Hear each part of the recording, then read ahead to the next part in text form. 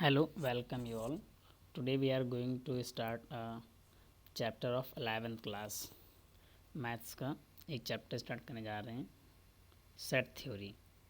तो ये चैप्टर जो है काफ़ी इजी है, टफ नहीं है, बस कॉन्सेप्ट बेस्ड है। कॉन्सेप्ट्स आपके इसमें क्लियर होने चाहिए। तो बेसिकली हम लोग इसमें इसके कॉन्सेप्ट से ही डिस्कस करेंगे, राइट। तो first of all set theory में हम देखते हैं कि सेट का एक्चुअल क्या मतलब होता है।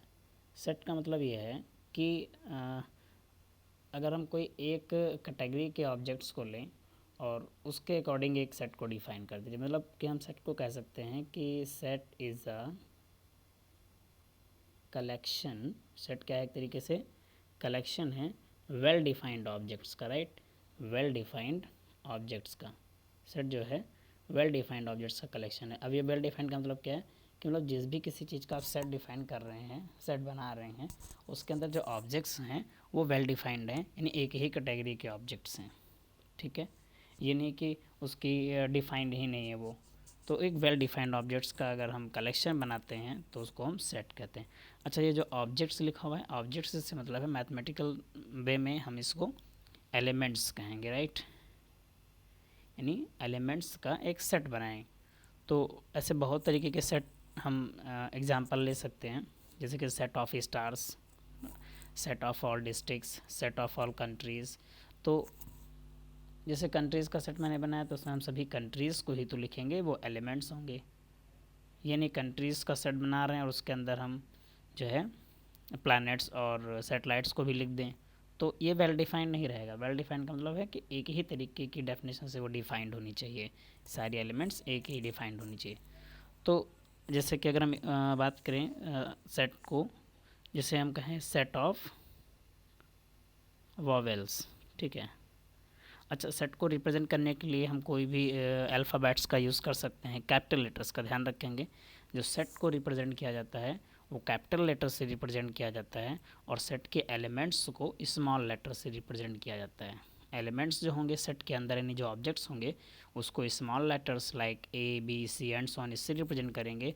और जबकि अगर हमारे पास कोई सेट है तो सेट को रिप्रेजेंट करने के लिए हम कैपिटल लेटर्स का यूज़ करेंगे, like A B C X Y Z and so on.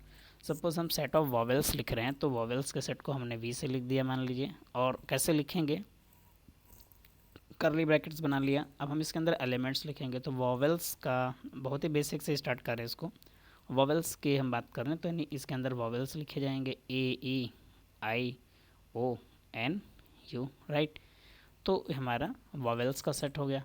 इसी तरीके से हम चाहे सेट ऑफ कॉन्सोनेंट्स ले सकते हैं। सेट ऑफ कॉन्सोनेंट्स लिखेंगे तो क्या हो जाएगा, जैसे कि ए तो नहीं आएगा, ठीक है, यानी कि जैसे बी आ गया, सी आ गया, डी आ गया एंड सो ऑन लास्ट में जेड तक। तो एक तरीके से कॉन्सोनेंट का सेट हो गया।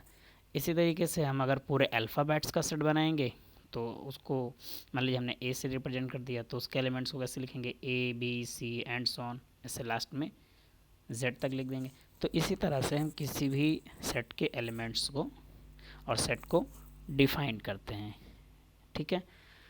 अब इसमें एक और चीज़ है कि अगर हमारे पास कोई एक सेट गिवन है, ठीक है, तो उस सेट को रिप्रेजेंट कैसे करें। जैसे अभी मैंने बताया कि सेट के जो जो सेट है उसको कैपिटल लेटर से लिखा जाता है और सेट के एलिमेंट्स को स्मॉल लेटर से लिखा जाएगा, ठीक है।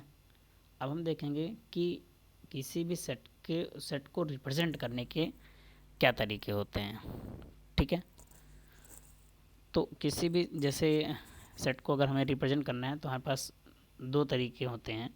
पहला तरीका जो होता है उसको हम कह सकते हैं कि roster method, ROASTER, roster method, या फिर उसको कहा जाता है कि रोस्टर मेथड कह सकते हैं, या फिर उसको हम टैबलर मेथड भी कह सकते हैं। दोनों एक ही चीज़ें हैं, टैबलर।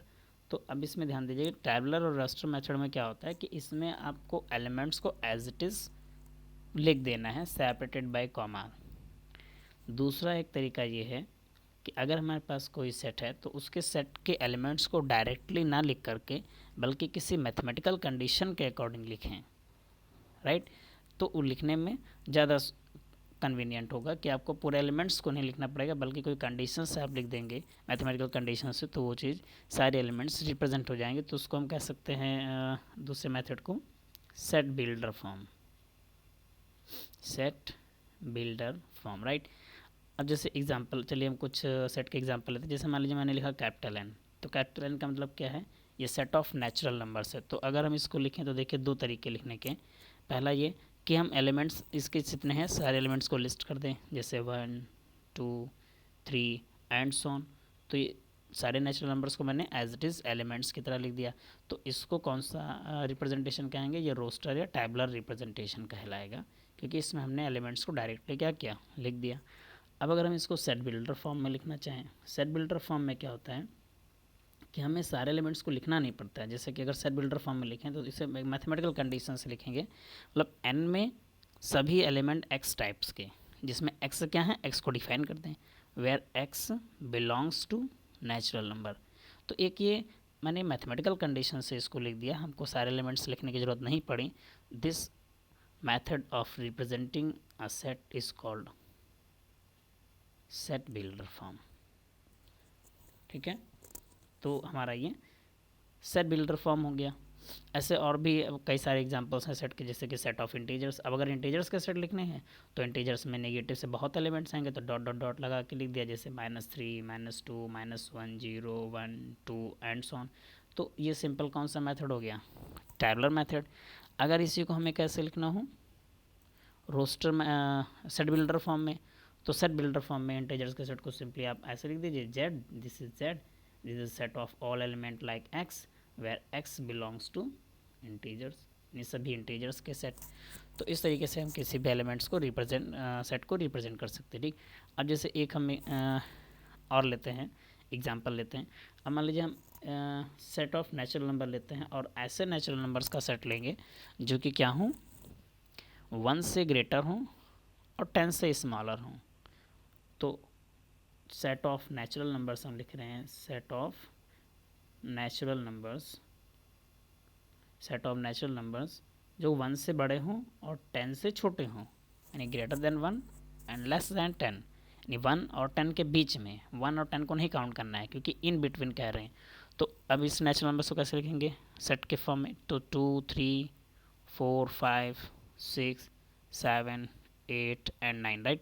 तो this is the set of all natural numbers lying between 1 and 10, it means 1 से बड़ा और 10 से छोटा। तो ये तो हो गया सिंपली हमारा कौन सा, टैबुलर मेथड, क्योंकि हमने सभी एलिमेंट्स को क्या डायरेक्टली लिस्ट कर दिया है। बट अगर हम इसी चीज़ को सेट बिल्डर फॉर्म में कोई मैथमेटिकल कंडीशन से लिखें तो ये सही रहेगा, इतना लंबा हमें नहीं लिखना पड़ेगा। जैसे हमें सभी नेचुरल नंबर्स को रिप्रेजेंट करना है जो 1 और 10 के बीच में, तो क्या करें, n लिख दें और इसके किसी एलिमेंट को मान लीजिए n से रिप्रेजेंट कर देंगे, नेचुरल नंबर है तो n से कर दिया। और n किस तरीके का होना चाहिए, where n is greater than 1 but smaller than n and also n belongs to the natural number, right. 1 natural number से ही होना चाहिए, क्योंकि 1 और 10 के बीच अगर हम इसको रियल नंबर ले लें तो बहुत सारी पॉसिबिलिटी है, 1.1 1.2, राइट, और 1.2, मतलब डेसिमल्स के सारे नंबर्स रैशनल के नंबर्स आ जाएंगे, इरेशनल से नंबर्स आ जाएंगे रियल नंबर में। इसीलिए हमें ये मेंशन करना ज़रूरी है कि जो n है वो नेचुरल नंबर से आ रहे हैं, और ऐसे नेचुरल नंबर्स हैं जो 1 और 10 के बीच में हैं। तो ये तो बात हो गई कि किसी भी सेट को कैसे रिप्रेजेंट करें। एक और चीज़ है सेट में एक और सेट छोटा सा, इसे कहते हैं कार्डिनैलिटी ऑफ सेट। किसी सेट की कार्डिनैलिटी से क्या मतलब होता है, बहुत इजी है। कार्डिनैलिटी ऑफ सेट का मतलब होता है सीधा सा मतलब number of elements, number of elements in set. उस एलिमेंट में कितने, उस सेट में कितने एलिमेंट्स हैं, इसको क्या बोलेंगे, उसकी कार्डिनैलिटी बोलेंगे। इसे रिप्रेजेंट कैसे करेंगे, जैसे सपोज़ कि हमने कोई एक सेट लिखा और इस सेट के अंदर मान लीजिए मैंने कुछ ऐसे रैंडमली कुछ एलिमेंट्स ले लेते हैं, मान लो 2 4 7 एंड 8, ठीक है। तो जैसा कि देख रहे हैं यहाँ पर 4 एलिमेंट्स हैं, तो नंबर ऑफ एलिमेंट्स इसमें कितने हैं, 1 2 3 4, राइट, 4 एलिमेंट्स। इसका मतलब इस सेट की कार्डिनैलिटी कितनी है, 4 है। लिखेंगे कैसे, ऐसे लिखेंगे, 2 हॉरिजॉन्टल लाइन बनाएंगे, सेट को बीच में लिखेंगे, इक्वल टू लिखेंगे, और कितने एलिमेंट्स हैं, 1 2 3 4, तो इस सेट की कार्डिनैलिटी कितनी हुई, 4, ओके। अब on the basis of cardinality of the set, set को हम दो तरीके से डिफाइन कर सकते हैं। एक सेट जिसे हम कह सकते हैं फाइनाइट सेट, और एक सेट हम डिफाइन करेंगे जिसे हम कह लेंगे इनफाइनाइट। फाइनाइट सेट का मतलब क्या? ऐसे सेट जिसकी कार्डिनैलिटी फाइनाइट हो। कोई ऐसा सेट जिसकी कार्डिनैलिटी फाइनाइट हो, मतलब नंबर ऑफ एलिमेंट्स क्या हो? फाइनाइट हो, मतलब उसे काउंट कर सकें। तो मैथमेटिकल वे में कह सकते हैं कि ऐसा सेट जिसकी कार्डिनैलिटी इन्फिनिटी से कम हो, तभी तो फाइनाइट होगी। इनफाइनाइट सेट का मतलब ऐसा सेट जिसकी कार्डिनैलिटी क्या हो? इनफाइनाइट हो, इनफाइनाइट। तो अगर हम नेचुरल नंबर्स की बात करें तो नेचुरल नंबर एक सेट है, लेकिन अगर इसकी कार्डिनैलिटी की बात करें तो कार्डिनैलिटी इसकी बहुत सारी हैं, क्योंकि नेचुरल नंबर कहीं एंड नहीं होंगे, क्योंकि हम जानते हैं every number will have is successor, हर एक नंबर का सक्सेसर होगा। तो इसका मतलब इसकी कार्डिनैलिटी हमारी फाइनाइट नहीं होगी, इनफाइनाइट हो जाएगी। तो इसी के बेसिस पर हमें दो तरीके के सेट होते हैं, फाइनाइट और इनफाइनाइट। जैसे इस सेट को हम फाइनाइट कहेंगे क्योंकि इसकी कार्डिनैलिटी क्या है? फाइनाइट है, जो कि 4 है। एक और टाइप का सेट होता है कि अगर हमारे पास कोई ऐसा सेट हो,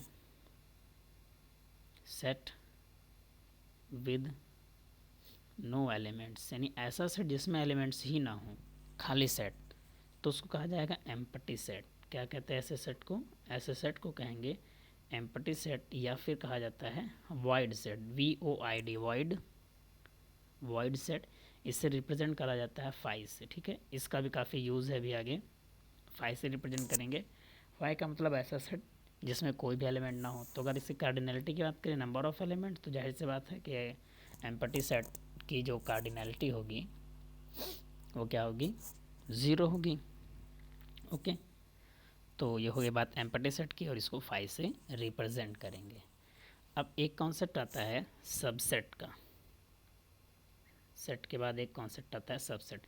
सबसेट को समझ लेते हैं हम बिल्कुल इसी तरीके से, जैसे हम जानते हैं कि हम लोग लैपटॉप कंप्यूटर में फ़ोल्डर वगैरह बनाते हैं मोबाइल में, तो कोई भी फ़ोल्डर होता है और फोल्डर के अंदर क्या होता है? सब फोल्डर होता है, और इसके अंदर भी कोई सब फोल्डर हो सकता है। तो in the similar way subset हम डिफाइन कर सकते हैं कि जैसे एक कोई बड़ा सा सेट है और इसके अंदर कोई दूसरा सेट है, उसको हम क्या कहेंगे? इसका सबसेट कहेंगे, इसका सबसेट कहेंगे। जैसे कि फॉर एग्जांपल मान लेते हैं कि हम कोई एक ये सेट बना लेते हैं ए, ठीक है, और इस सेट के अंदर बहुत सारे एलिमेंट्स हैं इस तरीके से। इसके अंदर एक छोटा सेट ले लेते हैं, मान लेते हैं बी, तो ये हो गया इसका सबसेट। तो अब यहाँ पर से देखिए सबसेट की डेफिनेशन क्या कहती है? सबसेट की डेफिनेशन कहती है कि ए बड़ा वाला सेट है और बी सेट उसके अंदर, इसका B is contained in A, B A के अंदर है। या कह सकते हैं A contains B, A B को कंटेन करता है। तो यहाँ पर देखेंगे अगर हम बी के कोई भी एलिमेंट लें, for any element of B, अगर बी का कोई भी एलिमेंट लें तो that will must contain in A, वो ए के अंदर भी होगा। यही डेफिनेशन है सबसेट की, कि जो सबसेट होता है, सबसेट के सभी एलिमेंट्स या फिर सबसेट का कोई भी एलिमेंट अगर हम लें तो वो सेट के अंदर होना चाहिए। तो अगर सबसेट का कोई भी एलिमेंट, मान लीजिए हमने यहाँ पर कोई एक एलिमेंट लिया, तो ये एलिमेंट हमारा बी में अगर है तो ए में तो होगा ही, क्योंकि वो ए के ही अंदर है। लेकिन कन्वर्स ट्रू नहीं है, मतलब कि अगर हम ए का कोई भी एलिमेंट लें, क्योंकि ए बड़ा सेट है, तो ए का अगर जनरल कोई एलिमेंट जैसे हमने यहाँ पर ले लिया, तो ये एलिमेंट ए के तो अंदर है, लेकिन ये एलिमेंट बी के अंदर नहीं है। तो इसका मतलब है सबसेट को कैसे रिप्रेजेंट करा जाएगा? सबसेट में यानी कि एक बड़ा सेट और एक छोटा सेट, तो बी छोटा सेट है इस केस में और ए बड़ा सेट है, तो इसको लिखा ऐसे जाएगा कि बी हमारा सबसेट है ए का, ऐसे लिखेंगे। तो जो स्मॉलर सेट है उधर क्लोज, ये सबसेट का साइन है, हाँ, लाइंग ए, मतलब यू बना दीजिए लेटा हुआ। तो बी हमारा सबसेट है, और अच्छा बी को सबसेट कहा जाएगा किसका? ए का। और ए को हम कह सकते हैं सुपर सेट, ए का सुपर सेट। तो डेफिनेशन क्या है? डेफिनेशन देखते हैं। डेफिनेशन यहाँ पर ये है कि अगर हमारे पास कोई सेट है बी जो कि ए के अंदर है, तो डेफिनेशन ये है कि फॉर एवरी, ये फॉर एवरी का साइन है, मतलब कोई भी एलिमेंट, अगर कोई भी एलिमेंट मान लेते हैं हम एक्स लेते हैं जो कि बी के अंदर है, बिलोंग करता है बी को। So if A belong to का साइन होता है, इसका मतलब है कि एक्स कोई भी, फॉर एवरी लिखा है, इसका मतलब कोई भी एलिमेंट हम अगर लें बी के अंदर, तो this will imply that X will be in A, ठीक है। एक्स क्या होगा? ए के अंदर भी होगा, यही डेफिनेशन है। एक और चीज़ होती है सबसेट और प्रॉपर सबसेट की। तो अगर हमारे पास कोई प्रॉपर सबसेट है, जैसे मान लीजिए हमने लिखा B B is a subset of A, ये सबसेट है, इसको प्रॉपर सबसेट कह सकते हैं, this is called the proper subset. और अगर ये प्रॉपर नहीं है, इम्प्रॉपर है, तो एक और लाइन बना देंगे। ये प्रॉपर सबसेट का मतलब ये होता है कि अगर मैंने कोई ए लिया और कोई लिया बी, तो ए के पास कम से कम एक एलिमेंट ऐसा होना चाहिए जो बी में ना हो। मतलब ए के बाहर से बात है, ए बड़ा सेट है तो A should have more number of elements than B, तब उस केस में हम बी को ए का प्रॉपर सबसेट कहेंगे। लेकिन ऐसा भी हो सकता है कि ए कोई सेट है और हम ए को ए का ही सबसेट कह दें, क्योंकि ए के सभी एलिमेंट ए में होंगे। तो मतलब हम कह सकते हैं कि अगर कोई सेट लें तो कोई भी सेट खुद का तो सबसेट होगा ही होगा, लेकिन उसे प्रॉपर नहीं कह सकते हैं। प्रॉपर केवल तभी कहेंगे जब ए के पास यानी जो बड़ा सेट है कम से कम एक एलिमेंट ऐसा हो जो कि बी में ना हो। मतलब कम से कम सपोज एक्स एक एलिमेंट हो जो कि ए में हो, लेकिन वो एलिमेंट हमारा बी में ना हो, और बी के सभी एलिमेंट ए में हो, तो उसको हम क्या कहेंगे, प्रॉपर सबसेट। ठीक है, तो this is called the proper subset and this is improper subset. तो एक कंक्लूजन हमें यहाँ पर से देखिए जो मिल रहा है वो क्या मिल रहा है कि अगर हम कोई भी सेट लें फॉर एवरी सेट, तो हर एक सेट खुद का तो सबसेट होता ही है, हर एक सेट खुद का क्या होता है, सबसेट। और देखिए अभी हमने एक बार बताया था फाई क्या होता है, एक एम्पटी सेट, राइट। फाई क्या है, एम्पटी सेट। तो फाई तो सबका सेट होगा क्योंकि फाई में कोई एलिमेंट ही नहीं है, इसलिए एक रिजल्ट ये निकल के आता है कि फाई अगर कोई एक सेट है एम्पटी सेट, तो वो सबका सबसेट होगा। इसकी ज़रूरत अभी हमें पड़ेगी जब हम प्रूफ करेंगे। ठीक है, तो ये हो गई सबसेट की बात कि कोई भी अगर सबसेट हम लेते हैं तो ये सारे कॉन्सेप्ट्स वहाँ पर लगेंगे। इसका मतलब जो एम्पटी सेट है फाई, ये सभी का क्या होगा, सबसेट होगा। तो हम अब ये देखेंगे कि अगर हमारे पास कोई एक सेट है ए, तो इसके अंदर हम सबसेट बना सकते हैं, बहुत सारे सबसेट बना सकते हैं, ऐसे ऐसे करके बहुत सारे सबसेट बन सकते हैं। तो नेक्स्ट क्लास में हम ये देखेंगे कि अगर हमें कोई एक सेट दे रखा है तो उसके कितने सबसेट हम बना सकते हैं, और सभी सबसेट्स का एक सेट बनाएंगे जिसे कहा जाएगा पावर सेट। सभी सबसेट का एक सेट बनाएंगे जिसे क्या कहेंगे, पावर सेट, पी ऑफ ए। और कार्डिनैलिटी जो पावर सेट की होगी वो अभी हम यहाँ लिख दे रहे हैं, नेक्स्ट क्लास में इसको डिस्कस करेंगे। 2 power n where n is the cardinality of the set A. Okay, thank you.